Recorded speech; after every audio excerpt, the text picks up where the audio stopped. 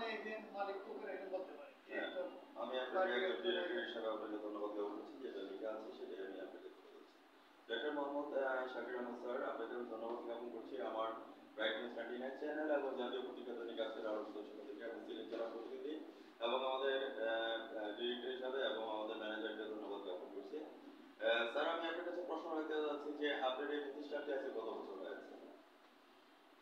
আচ্ছা, ধন্যবাদ।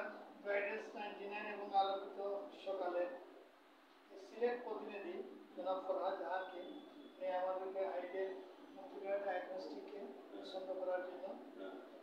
আসলে আমাদের প্রতিষ্ঠানটি এই জায়গায় এসেছে 2006 সাল। এর আগে ছিল আমরা এই রিকাই বাজারের মোড়ে, সেখানে ছিল আমাদের ডায়াগনস্টিক সেন্টারটি চালাই। তো এখানে 2006 সালে আমরা এটা স্থানান্তরিত করি। 6 সাল থেকে এ পর্যন্ত আমরা ডায়াগনস্টিক সেন্টার এবং সাথে কনসালটেশন সেন্টার হিসাবে পরিচালিত হচ্ছে। তো আমরা আমাদের ডায়াগনস্টিক সেন্টার এবং কনসালটেশন সেন্টারের মাধ্যমে আমাদের যারা সেবা প্রত্যাশী তারা আপনাদেরকে আমরা আমাদের সেবা দিয়ে যাচ্ছি। আপনাকে অসংখ্য ধন্যবাদ জ্ঞাপন করছি জিএটি হিসেবে আপনি যে কথাটা তুলে ধরলেন idea computerised digital diagnostic centre সম্পর্কে। আমি আপনার কাছে জানতে চাচ্ছি আমাদের হাজার বছরের শ্রেষ্ঠ বাঙালি জাতির পিতা বঙ্গবন্ধু শেখ মুজিবুর রহমান বাংলাদেশ গড়ার ক্ষেত্রে আমাদের মমতাময়ী মা ওনার সুযোগিত রাজনীতি উপদেষ্টা সচিব আলোচনায় ডিজিটাল বাংলাদেশ সম্পর্কে বলেছেন 2021 থেকে 41 সালের মধ্যে আমাদের দেশটি ডিজিটাল বাংলাদেশ করবে। অতএব আমরা ডিজিটাল অন্তরায় পার করে এখন আমরা স্মার্ট বাংলাদেশের মধ্যে কথা বলতে করেছে। স্মার্ট বাংলাদেশের কিছু কথা তুলে ধরবেন ডক্টর মোহাম্মদ শাকির আহমদ স্যার, আমাদের ডিরেক্টর। ধন্যবাদ আপনাকে। আসলে স্মার্ট বাংলাদেশ বা স্মার্ট নাগরিক বলতে আমরা কি বুঝি সেটা ধারণা জানতে হবে।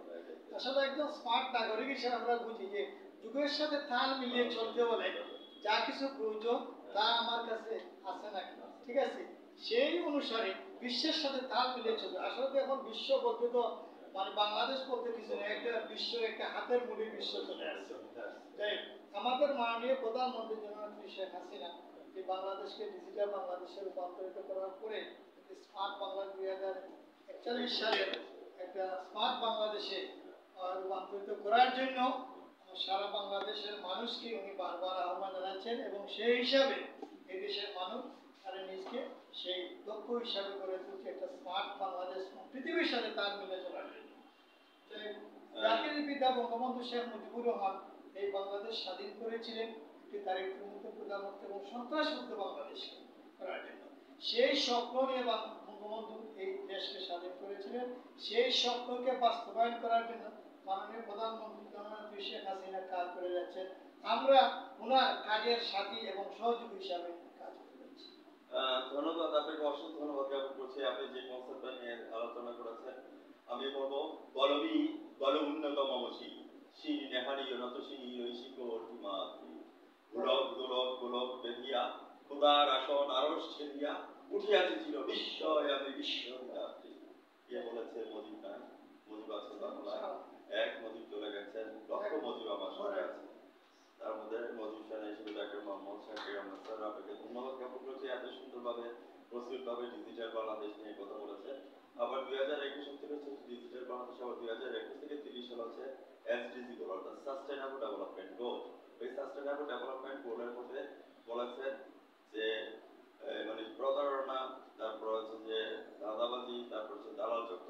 হ্যাঁ, আমরা প্রত্যেকটা কলেজে এই যে হসপিটালের সামনে যে কিছু খবর বাস পার্টি বসে থাকে, তাদের নিয়ে হচ্ছে যে এরা বলে দেবে যে আইডিয়াল কম্পিউটার সেন্টার বন্ধ হয়ে গেছে, আপনাকে চলেন অন্য জায়গায় নিয়ে যায় একটা হাতে পাল্লায় নিয়ে, এরপরে মনে করেন যেখানে আপনার 10-15 হাজার টাকা আপনাদের এখান থেকে করা যায় সেই জিনিসটাকে নিয়ে 50,000 টাকা করবে।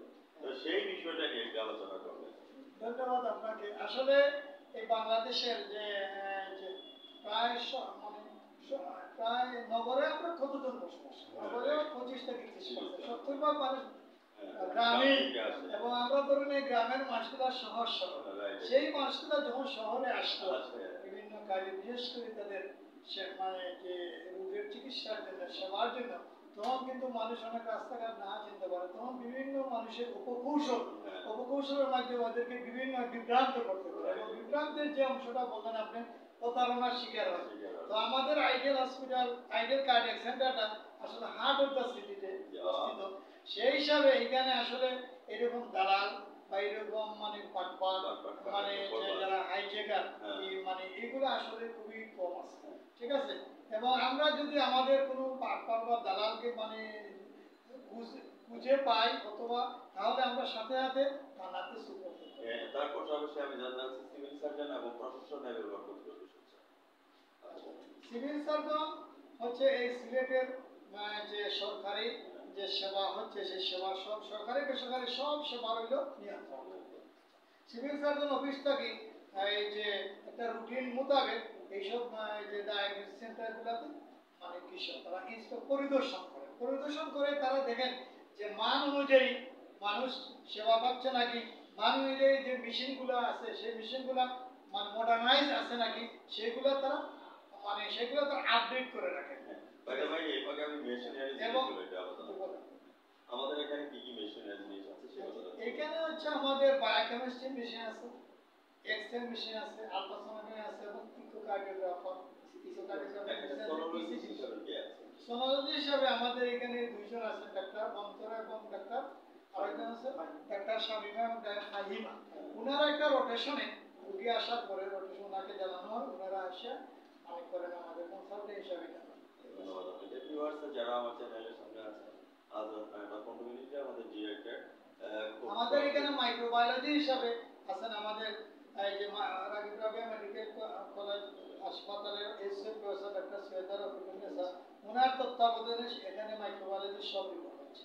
ভিউয়ার্স আপনারা আমাদের ডক্টর মোহাম্মদ শাকির আহমদ ডিরেক্টর হিসেবে ওনার সাথে থাকেন আইডিয়াল কম্পিউটারাইজ ডিজিটাল সেন্টার।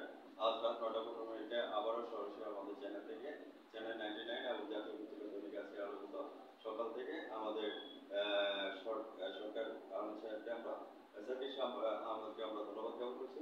ভালো থাকেন, সুস্থ থাকেন। চলুন আমরা সবাই মিলে হাতে হাত কাঁধে কাঁধ মিলিয়ে বঙ্গবন্ধু সোনার বাংলাদেশকে সামনের দিকে এগিয়ে নিয়ে যাই। ধন্যবাদ ফরহাদ জাহান ওনাকে এবং ওনার সাথে যে আরেকজন স্টাফ আছে ওকে ধন্যবাদ আমাদের এই প্রতিষ্ঠানকে চুজ করার জন্য।